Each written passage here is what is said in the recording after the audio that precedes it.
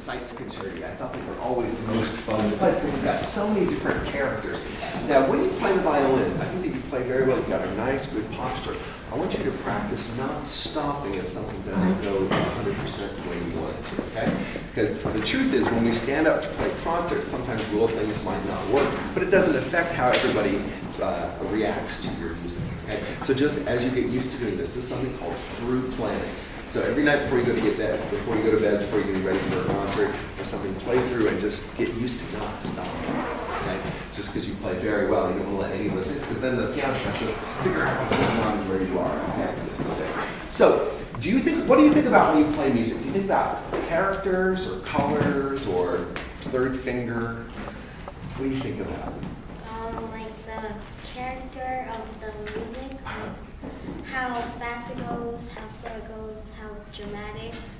Great, very good. So we can find out how we can have some drama. Okay.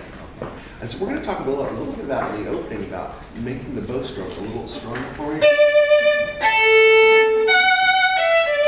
And we're going to put a little bit of space between the first and second note for you. Because if we play together, can we play together there? Because listen what she has after when I stop my bow. She's got a chord, right? Gum, bom, bom, bom, ba, da, dum. Great. Can you try that just that far and stop?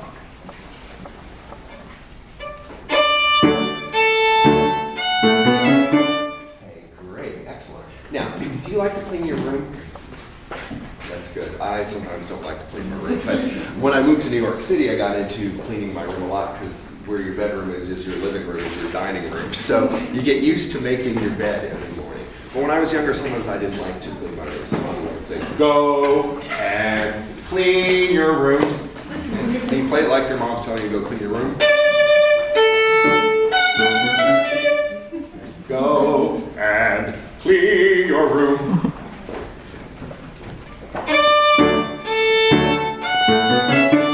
Great. And then your answer is, but I don't think I want to.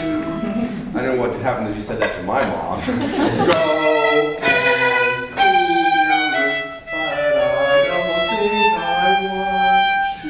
So we can have two characters, the strong one, the small. And then change. Then again. Go and clean your room. Good, so let's have those two characters. Okay, you and your mom.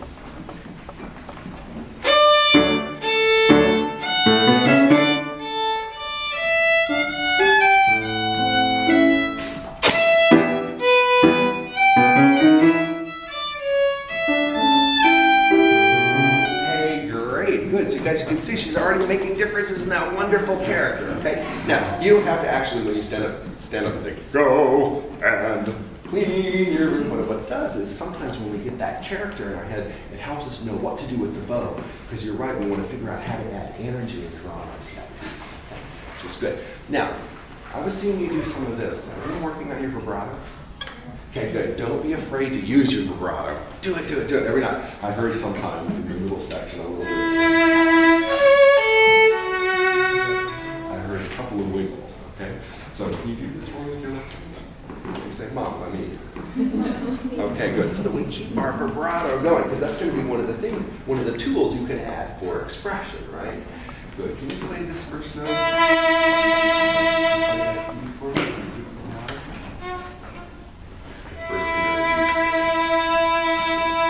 Wow, that's great. Can it wiggle even faster? Hey, that's excellent. Do that again.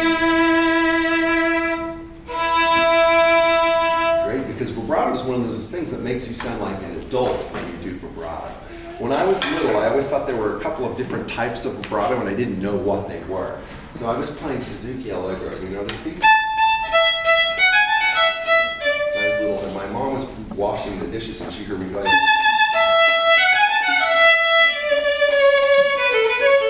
So she looked around the corner and I was going. Something was moving, but I couldn't figure out as a child what was moving. Okay? So it's going to be the fingers that we're going to have that thing. Good. So let's vibrate this passage. We're going to start here. And let's do it once without the bow. You're gonna play just fingers. 1, 2, 3.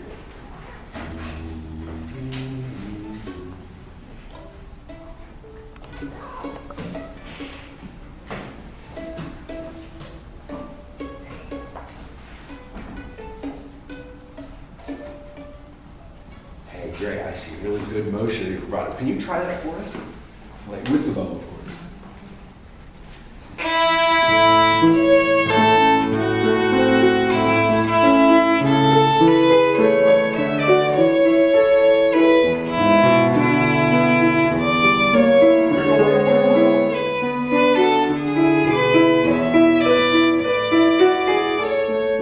Hey, that's great. You guys hear the difference in that, okay? Because this spine, if you do, oh, how I love you.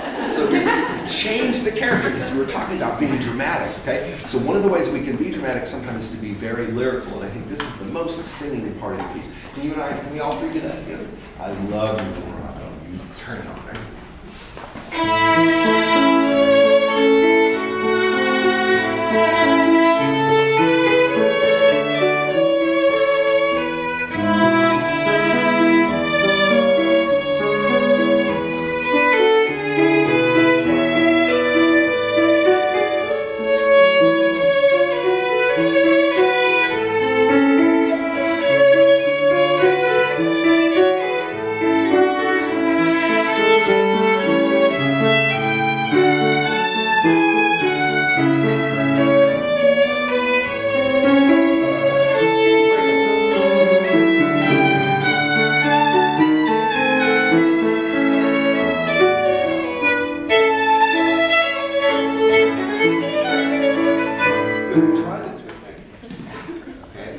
You're among friends here. I know there are a lot of friends you're looking at, right? But you're among friends there. Okay, can you try playing?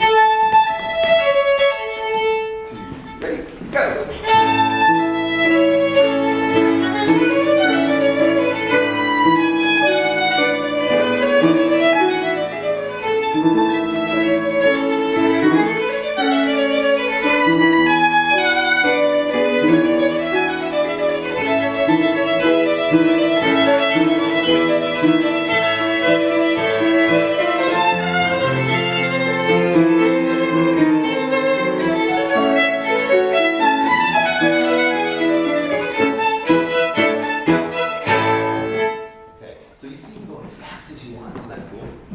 So what do we do with the bow if we want to go faster? Do we use smaller bows or bigger bows?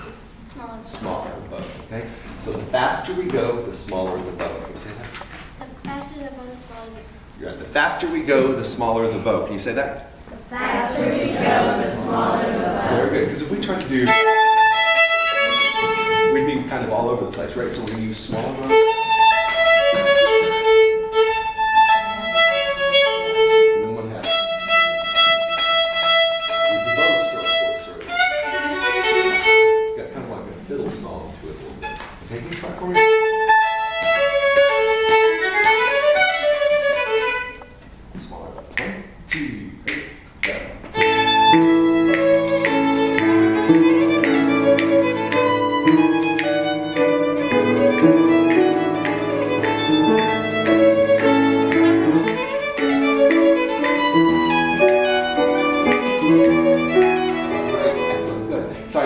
Skeptical.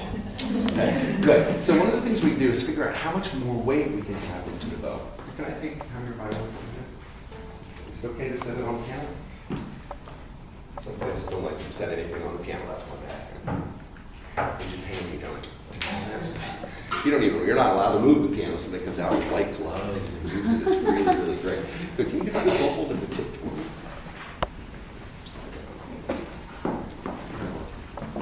Feels heavy, doesn't it? Good. Let's do 10 lifts. 1, 2, 3, 4, 5, 6, 7, 8, 9, 10. Rest. 10 more. 1, 2, 3, 4, 6, 7, 8, 9, 10. Good. Check your thumb with your thumb. Your thumb is perfect.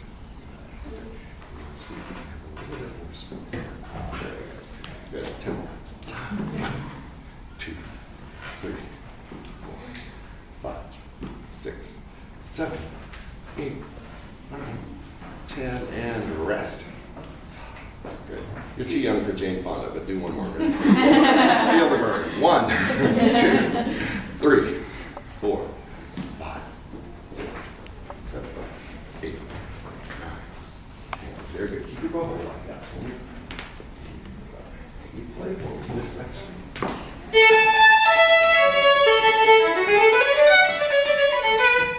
See, how does that feel?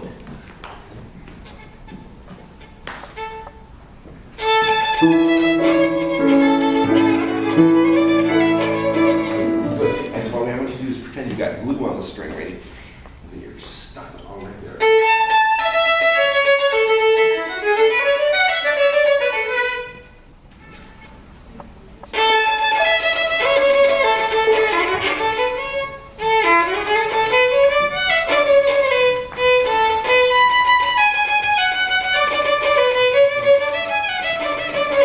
Okay, good. Now turn your bow. Normal. How's that feel? Lighter. Light. Good. Now when you're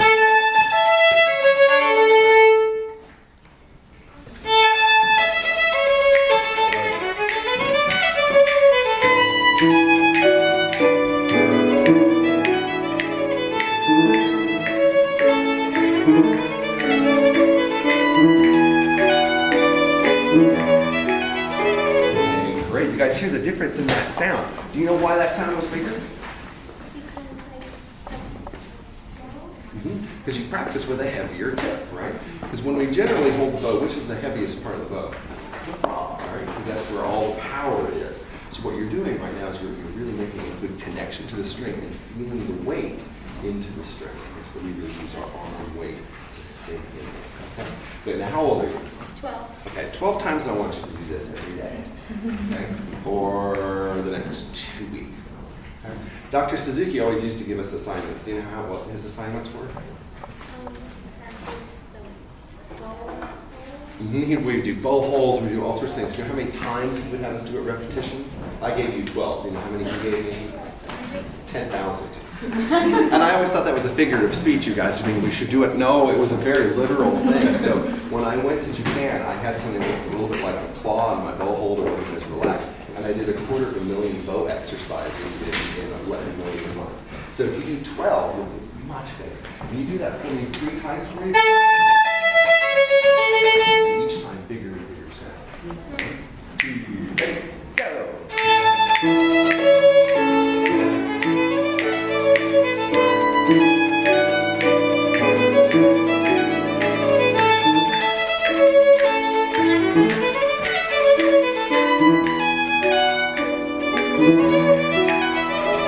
Great, that's 1. Good. See, that sound is good. Let's do 2 more, please. 2.